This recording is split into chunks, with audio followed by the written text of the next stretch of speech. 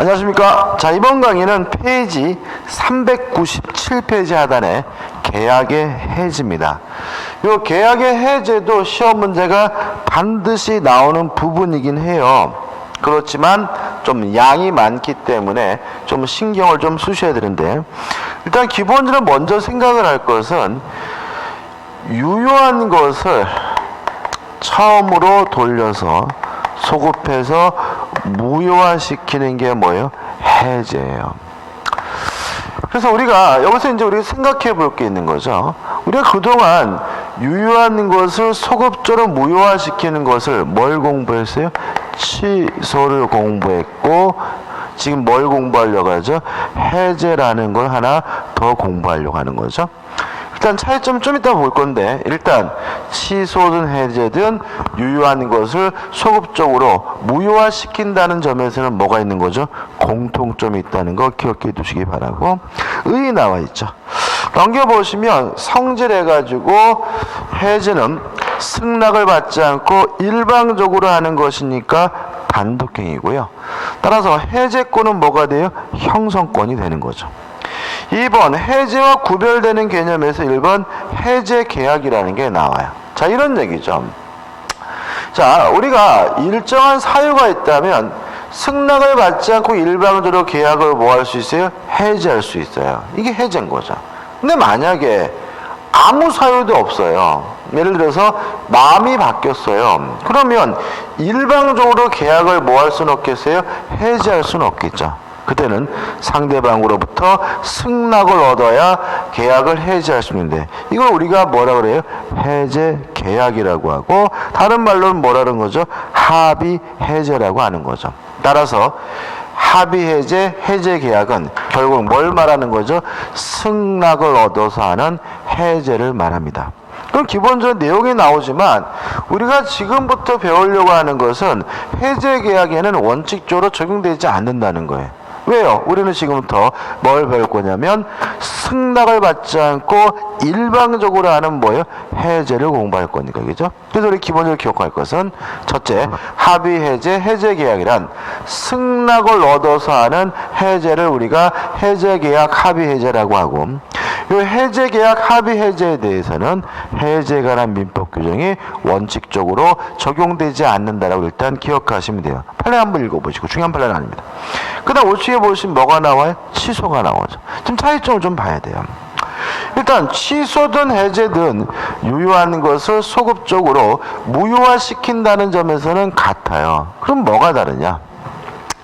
첫째, 대상이 달라요. 취소의 대상은 법률 행위입니다. 해제의 대상은 계약입니다. 그럼 뭘 의미하겠어요? 단독행위는 해제할 수가 없다는 거죠. 법률행위는 결국 계약과 단독행위 두 가지니까, 취소의 대상은 법률행위라는 말은 취소는 계약도 취소할 수 있고 단독행위도 뭐 할 수 있어요? 취소할 수 있다는 말이고, 해제 대상은 계약이라는 말은 해제는 계약에 대해서만 할 수 있고 단독행위에 대해서는 할 수 없다는 의미가 됨을 주의하시기 바랍니다. 그 다음 두 번째 뭐가 다르냐면요, 사유가 달라요. 취소 사유는 제한 능력자가 법률행위라면 취소할 수 있고, 착오에 의한 의사표시 취소할 수 있었고, 사기, 강박에 의한 의사표시 뭐 할 수 있었어요? 취소할 수 있었죠. 다시 말하면 법에서 정하고 있는 요 네 가지 사유만으로 뭐 할 수 있어요? 취소할 수 있어요. 이에 반해서 해제는 법에서 정하고 있는 법정 해제 사유도 물론 존재하지만 당사자 간의 약정으로 해제 사유를 정할 수 있다는 점에서 차이점이 있습니다. 예를 들어서, 자, 제가요 아파트를 매매 계약하려고 하는데 고민이 있어요. 왜냐하면 해외로 이민 갈까 말까 고민이거든요. 그래서 제가 이제 매도인한테 얘기한 거죠. 아, 근데 제가요, 이 아파트 마음에 들고 꼭 사고 싶긴 한데, 해외로 이민을 갈까 좀 고민이에요. 그랬더니 매도인이 그러한 내용을 계약서에 쓰재요. 그래서 어떻게 썼냐면 단 매수인이 해외로 이민 가는 경우에는 본 계약을 취소할 수 있습니다라고 적었어요. 잘못된 계약입니다. 왜냐하면 취소라는 것은 법에서 정하고 있는 요 4가지 사유만으로만 취소할 수 있고요. 당사자 간의 약정으로는 따로 취소 사유를 정할 수는 없는 거예요. 그럼 어떻게 해야 돼요? 단 매수인이 해외로 이민 가는 경우에는 본 계약을 해제할 수 있습니다라고 계약서에 적어야 되는 거죠. 왜냐하면 해제는 법에서 정하고 있는 법정 해제 사유도 있지만 당사자의 약정으로 인해서 자유롭게 해제 사유로 정할 수 있다는 점에서 취소와 차이점이 있죠. 이게 별거 아닌 것 같은 내용인데 은근히 어려운 문제가 나올 때 좀 이용되는 부분이니까 좀 기억해 두셔야 돼요. 그 다음에 3번에서 뭐가 나오죠?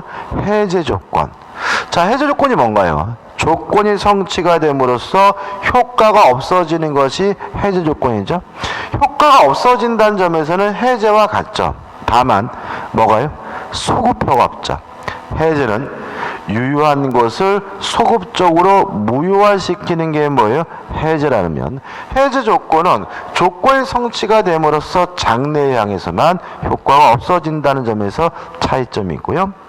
4번 철회는 해제하고는 별 차이가 없죠. 철회가 뭐였죠? 효과가 발생하기 전에 효과 발생을 막는 게 뭐였죠? 철회였죠.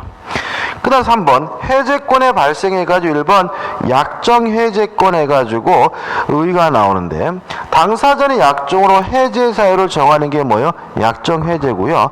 물론 그 약정 해제 사유는 계약하기 나름이니까 굉장히 뭐 하겠습니까? 다양하겠죠. 근데 조심할 것은 약정 해제 가장 대표적인 것이 뭐냐면 계약금 계약이라는 거죠. 다시 말하면 계약금 계약을 체결함으로써 준 사람은 포기하고 받은 사람은 배액을 상환하고 계약을 뭐 할 수 있어요? 해제할 수 있으니까 요 계약금 계약의 대표적인 뭐예요? 약정 해제 사유가 되는데 이것은 우리가 매매에서 따로 배울 거니까 여기는 그냥 약정 해제권이 있다 정도만 기억하시면 되겠죠. 그냥 넘겨보시면 이제 2번 해가지고 이제 뭐가 나옵니까? 법정 해제권이 나오죠. 자, 이것도 정리해보죠. 자, 법정 해제 사유, 법정 해제권은요, 한 가지예요. 채무 불이행입니다. 계약은 언제 해제하는 거냐면 채무 불이행이 있으면 계약을 해제하는 겁니다. 따라서 앞으로 여러분들 이제 책을 보거나 문제 푸실 때 채무 불이행하면 뭐가 떠올라야냐면 해제가 떠올라야 되고요. 해제라는 말이 나오면 뭐가 떠올리셔야 되냐면 채무 불이행이란 말이 떠올라야 됨을 주의하시기 바라고. 근데 이 채무 불이행이 여러 가지가 있는 거예요. 그래서 교재에 1번이 나오죠.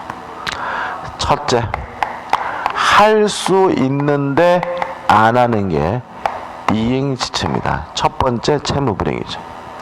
일단 이행지체는 할 수 있는데 안 하는 것이니까 원칙적으로 상당한 기간을 정해서 채굴 하고요.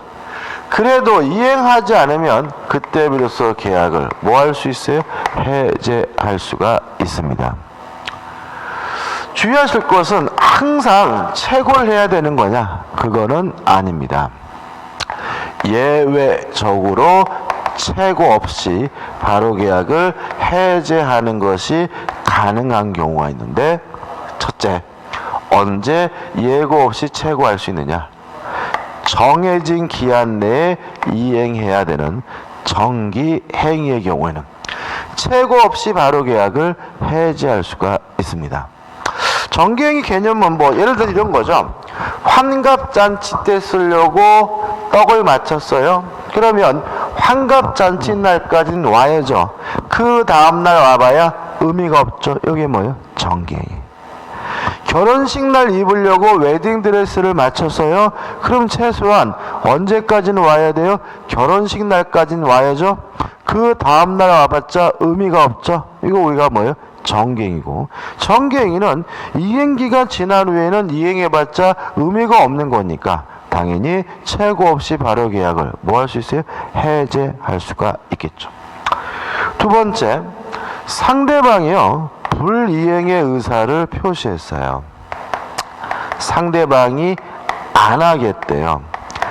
안 하겠다는 놈한테 굳이 뭐 할 필요 없어요? 최고할 필요 없이 발효 계약을 해제할 수가 있어요. 여기서 주의할 점이 있어요. 첫째, 이행기가 도래할 필요가 없다. 두 번째, 이행 또는 이행의 제공은 필요가 없다. 그죠? 이게 무슨 말이냐면, 자, 이런 얘기죠. 이달 말일까지 이행하기로 했거든요.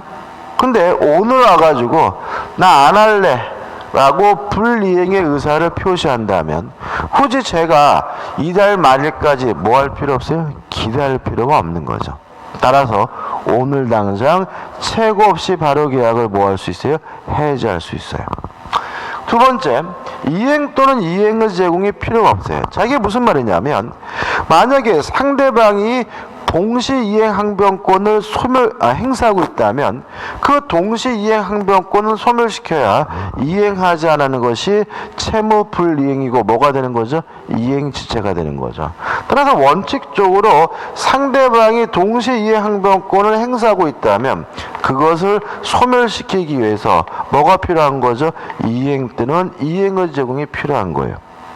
그렇지만 불이행의 의사를 표시하고 있다면 굳이 이행 또는 이행을 제공할 필요 없다는 거 꼭 기억해 두시기 바랍니다. 끝이죠. 그 다음 두 번째, 할 수 없어서 못하는 거죠. 이행불능입니다. 이행불능은 할 수 없어서 못하는 거니까 최고 없이 발효 계약을 뭐 할 수 있어요? 해제할 수가 있는데, 주의하실 것은 이행불능의 경우에도 굳이 이행기가 도래할 필요가 없고요. 굳이 이행 또는 이행의 제공이 필요 없다는 점은 같이 기억해 두셔야 되겠죠. 자, 이런 얘기입니다. 지금 불가능하대요. 이행불능이에요. 그러면 불가능한 거 굳이 뭐 할 필요 없어요? 최고할 필요가 없는 거죠. 그죠? 또 이달 말일까지 하기로 했는데 오늘 불가능하게 됐어요. 굳이 이달 말일까지 뭐 할 필요 없어요? 기다릴 필요가 없는 거죠. 또 그쪽이 불가능한 거니까 나 혼자서 굳이 뭐 할 필요 없어요?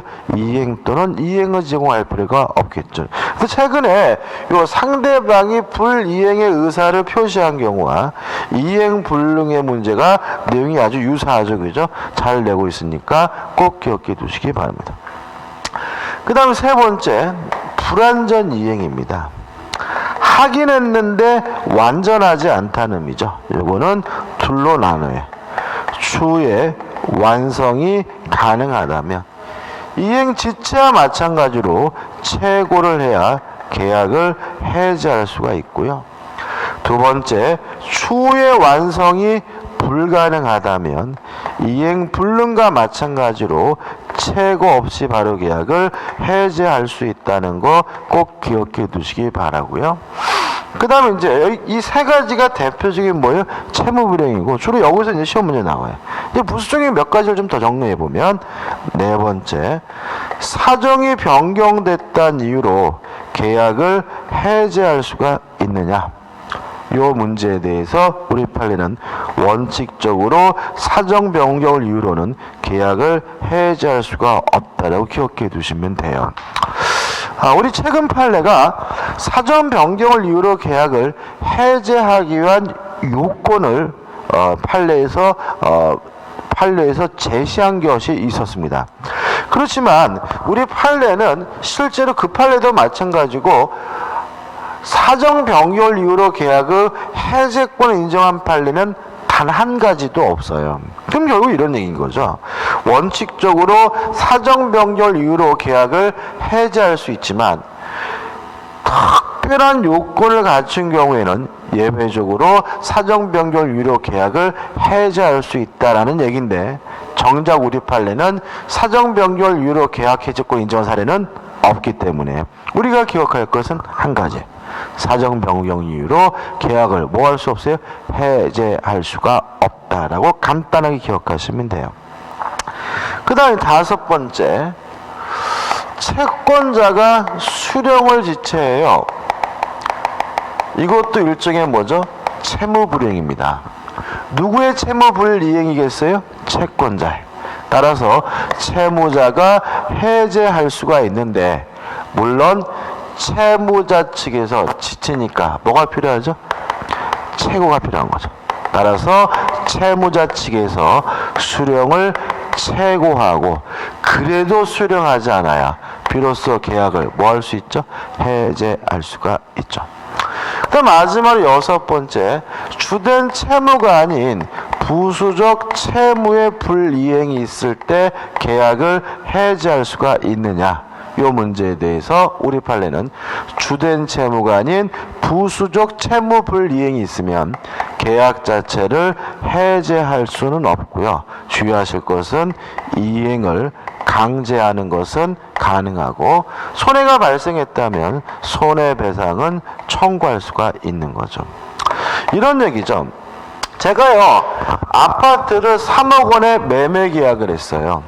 그러면서 전기세를 상대방 측에서 부담하기로 계약했는데 그 금액이 얼마냐면 30만 원이에요. 근데 그지 같은 인간이 전기세 안 줘요. 전기세 안 준다는 이유로 3억짜리 그 아파트 매매 계약 자체를 뭐 할 수는 없는 거예요? 해지할 수는 없는 거예요. 왜요?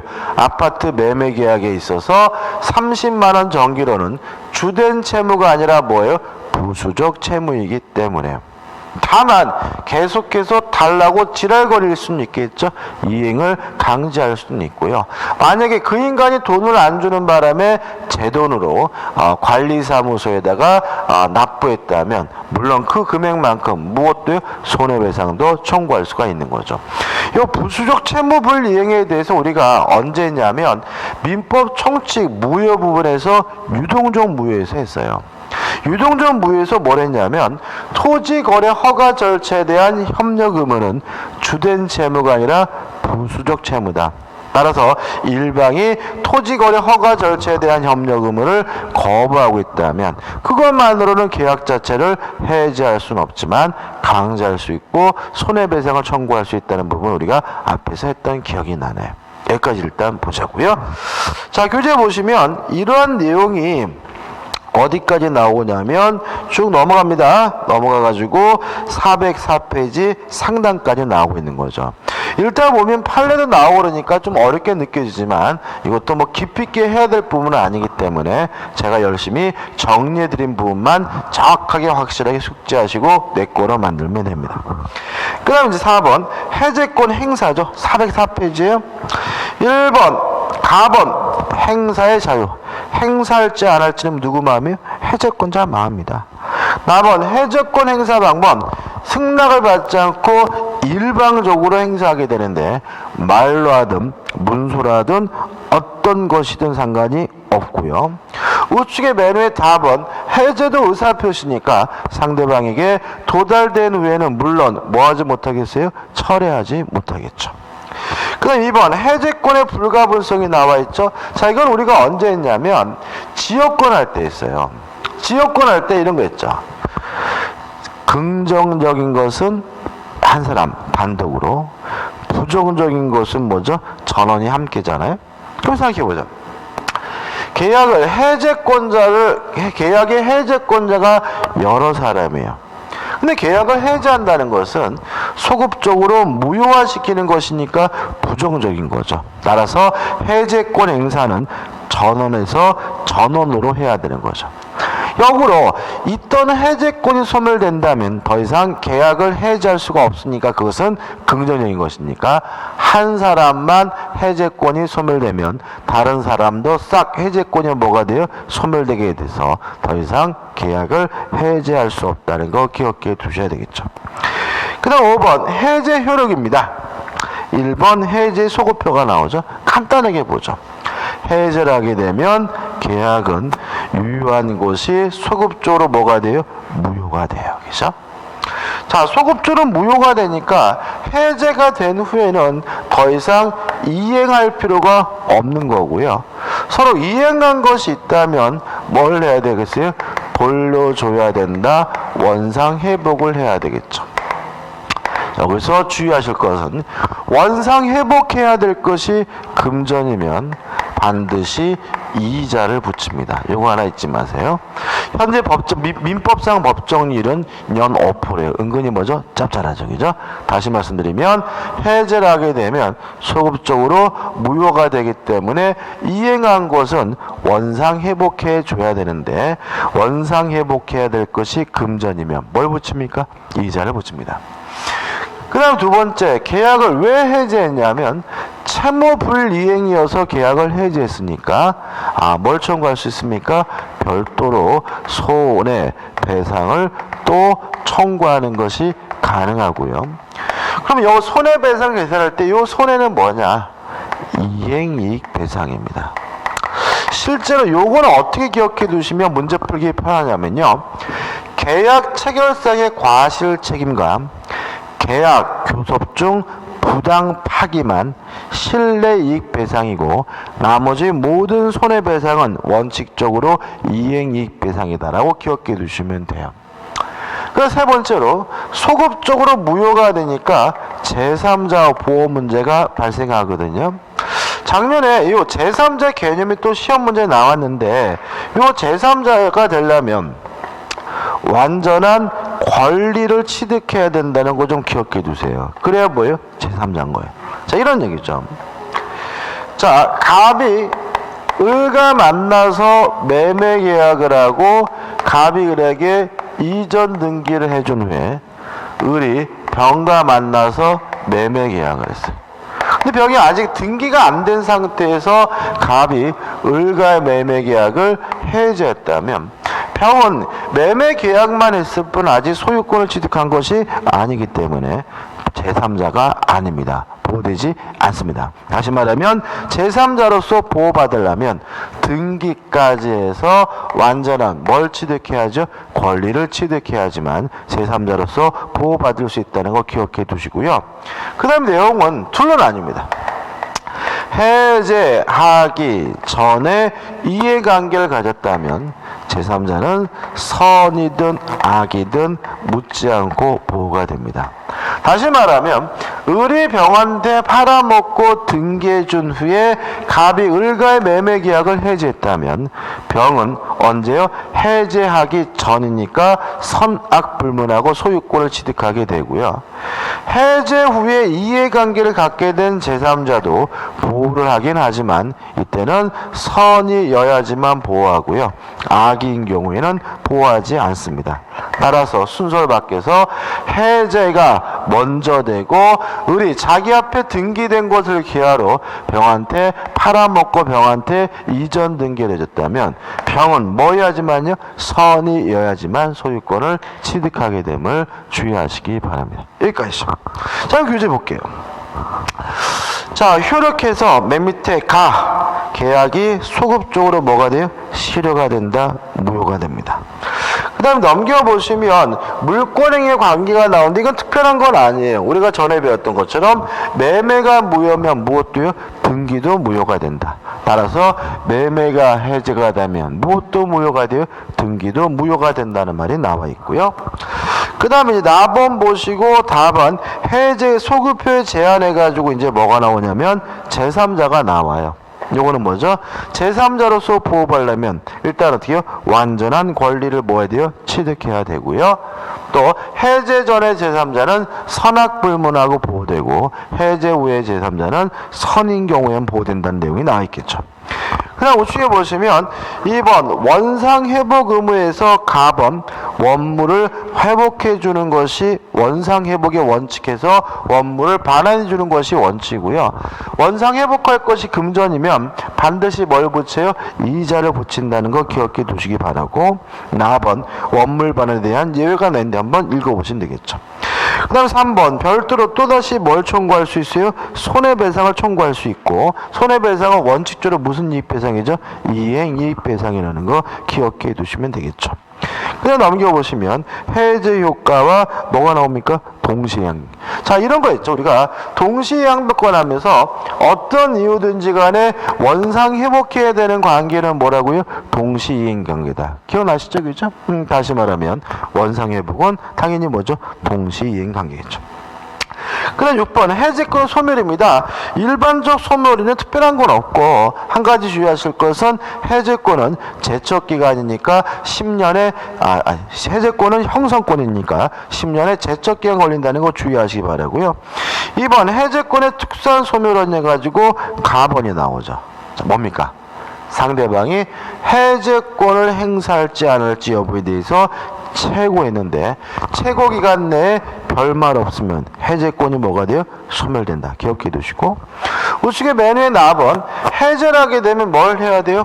원상 회복을 해야 되는데 해제권자 스스로가 원상 회복이 불가능한 상태를 자초했다면 해제권이 뭐가 돼요? 소멸되게 되고요. 또 한 사람이라도 해제권이 없어지면 다른 사람도 해제권이 뭐가 돼요? 소멸된다는 거 기억해 두시면 되겠죠. 대표해 줍니다. 계약 해제에 관한 설명으로 틀린 것은 1번 계약이 적법하게 해제된 후라도 착오를 원인으로 그 계약을 취소할 수 있다. 맞죠? 우리가 착오에서도 했습니다. 2번 계약을 합의 해제한 경우에도 민법상 해제 효과에 따른 제3자 보호 규정이 적용된다. 당연한 얘기입니다. 합의 해제는 어쨌든 간에 제3자는 보호가 돼야 되겠죠. 3번 매도인의 이행불능을 이유로 매수인이 계약을 해제하려면 매매대금의 변제 제공을 하여한다. X. 이행불능은 최고 없이 바로 계약을 해제할 수 있고 주의하실 것은 변제기가 도래하기 전이라도 할 수가 있고 또 이행 또는 이행의 제공의 필요가 없기 때문에 3번이 답이죠. 4번 토지 매수인으로부터 그 토지 외 신축과 건물을 매수한 자는 토지 매매 계약의 해지를 해야 보호받는 제3자에 해당하지 않는다. 이런 것도 틀린 분이 있는데 보세요. 지금 매매 계약은 뭐예요? 토지죠. 근데 이 사람은 뭘 샀어요? 건물을 샀죠. 그 대상이 다른 거예요. 그러니까 제3자가 해당하지 않겠죠. 다시 말하면 매매 계약을 토지에 대한 매매 계약을 해제했더니 건물을 산 사람이 제3자이다 말도 안 되는 거죠. 5번 공유지가 공유토지에 대한 매매 계약을 체결한 경우 공유자가 공유토지에 대한 매매 계약을 체결한 경우 특별한 사정이 없는 한 공유자 중 1위는 다른 공유자의 별개로 자신의 지분에 관하여 매매 계약을 해제할 수 있다. 맞는 질문입니다. 다시 말하면 해제권자가 여러 명이면 전원에서 전원으로 해야 되겠죠. 그렇지만 자신의 지분에 관한 매매 계약 해제는 할 수가 있기 때문에 5번은 맞고요. 답은 3번이 되는 거죠. 그 다음에 이제 계약의 해지입니다. 해지는요 간단하게 정리하시면 돼요. 왜냐하면 구체적인 내용은 또 임대차에서 나오기 때문에 일단 이런 얘기죠. 임대차와 같은 계속적 계약 관계를 예를 기억하시면 돼요. 우리 시험범에서 뭐죠? 임대차. 장래 향하여 미래 향하여 그 효과를 실효시키는 걸 우리가 뭐라 그래요? 해지라고 한다. 따라서 해지는 무엇에 대해서 합니까? 계속적 계약에 대해서 합니다. 효과는 어떻습니까? 장래 향하여 그 효력이 소멸됩니다. 언제 해지하나요? 언제 해지하는지는 우리가 임대차에서 따로 배울 겁니다. 여기서는 간단하게 효과입니다. 장래 향하여 그 효과가 없어지기 때문에 소급표가 없기 때문에 원상회복 문제 발생하지 않는다는 거 주의하시면 되고요. 다만 쌍방 간의 관계에 대해서 청산해 줄 의무는 발생할 수가 있고요. 또 해지를 하게 되면 별도로 손해가 있다면 손해배상을 청구하는 것도 가능하다는 거 기억해 두시고 가장 중요한 것은 사정 변경을 이유로 해지하는 것은 가능하다. 기억해 두시기 바랍니다. 자, 일반적인 해지의 경우에는 사정 변경을 이유로는 뭐 할 수 없어요? 해지할 수가 없어요. 그렇지만 우리 판례는 해지는 사정 변경을 이유로 할 수 있다는 것이 판례 입장이라는 것까지 기억해 두시면 됩니다. 그런 내용이 411페이지에 쭉 나와 있으니까 여기서는 뭐 중요한 부분이 아니기 때문에 제가 정리한 것만 정확하게 기억하시고 쭉 한번 어떻게 해요? 읽어보시면 충분합니다. 자, 여기까지 하고요. 이제 다음 강의 때 이제 계약각칙에서 매매로 들어가도록 하겠습니다. 감사합니다.